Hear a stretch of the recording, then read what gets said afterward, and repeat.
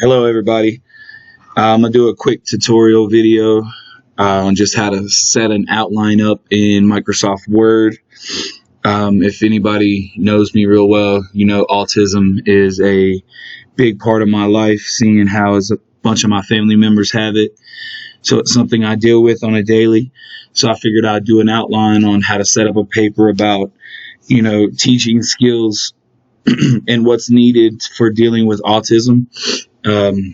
Basically, I went ahead and set this up. I'm sorry for my voice, everybody. I've been kind of sick this week. I tried to wait to the last minute to get this done so I'd sound better, but we just got to get it done.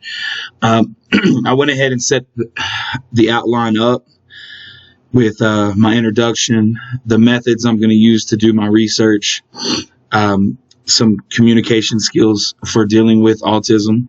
We're going to discuss the research and the implications of the research right here. And then, of course, with all outlines, your final one is your reference page for any citing things that you want to add and include. Okay, so basically, we're going to come back up here. I already took the liberties because this is only going to be a 5-minute video of setting the outline up. I apologize for that. So what are we doing? What are we talking about? Teaching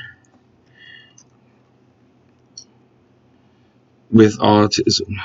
Teaching to students with autism. Boom, there we go. We want to give them some background information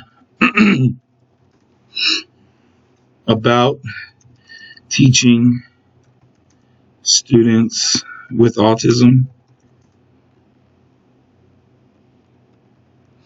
Boom. So there's your nice little introduction. Gives the reader exactly what this says, an outline of what they're going to see in your paper. Now, the biggest thing about an outline is that you stick to it, right? You don't do this planning and all this research and all this setup for you not to follow it, right? That would just be ridiculous. So once you put the time and effort into making your outline, the number one thing is to please stick to it. If a reader reads your outline and then goes into the paper and it's different than the outline, that's an automatic red flag for the reader, and they think you lose credibility with them. Okay, so what are the methods that we are going to use to do our research? Well, first off, we're going to use the ASU library.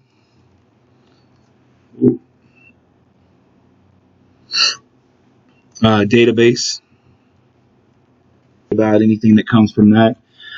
All of these right here, you don't have to worry about the credibility of these sources.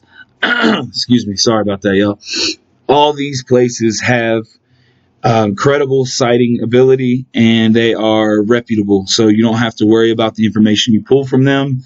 It is credible. All you need to do is cite it down here in your reference section.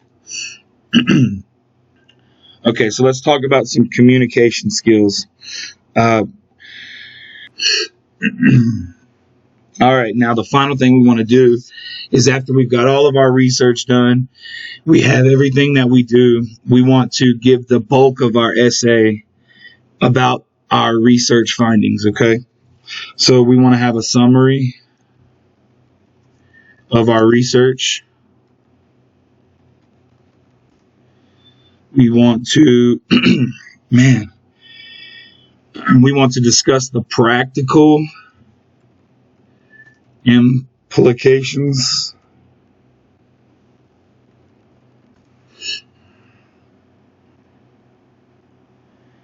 that are involved with, like I talked about earlier, of how to speak to a person with autism, how to try to have a conversation with them, how to,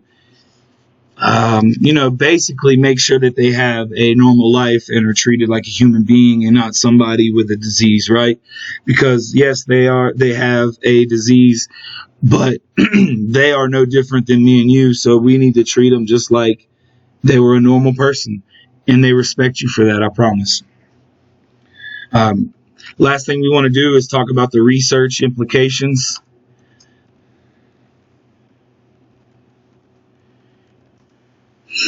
How can we get better, right? All this is, how can we get better in our teaching styles, in our everyday communication, in our basic general knowledge of autism, right? Short, simple video, but just for the sake of this video, I'm actually not writing this essay, so I just wanted to give you all a simple breakdown of what an actual outline would look like. Thanks again for watching. I hope that all this helps anybody out there that watches this video. Thanks for your time. Have a great day.